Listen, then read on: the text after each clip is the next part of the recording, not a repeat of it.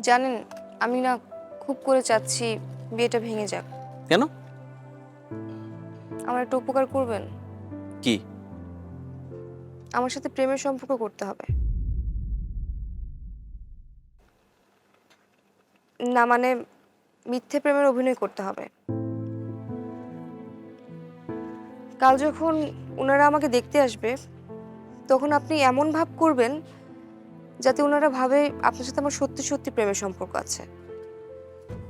মামু, তুমি কিন্তু পাগলামি করছো। তুমি কি বলছো বুঝতে পারছো? আমার কাছে আর কোনো উপায় নেই। আমি হাবিবকে বিয়ে করতে চাই না। কিন্তু কেন? উফ, আপনি এত প্রশ্ন করবেন না তো। আপনাকে যেটা বলেছি আপনি সেটাই করবেন। আর যদি না করেন তাহলে আমি অনেক বড় অঘটন ঘটাবো। তখন আপনিই অনুতাপ করবেন। মামু, তুমি ভালো করেই জানো যে কাকা আমাকে দেখতে পারে না। তারপর সে যদি জানে যে আমি তোমার সাথে মিথ্যা প্রেমের নাটক করে তোমার বিয়ে ভেঙেছি, তাহলে আমার অবস্থা কিভাবে ভাবতে পেরেছো? তুমি যা বলেছো সেটা আমার পক্ষে করা সম্ভব না। আমাকে মাফ করে দাও।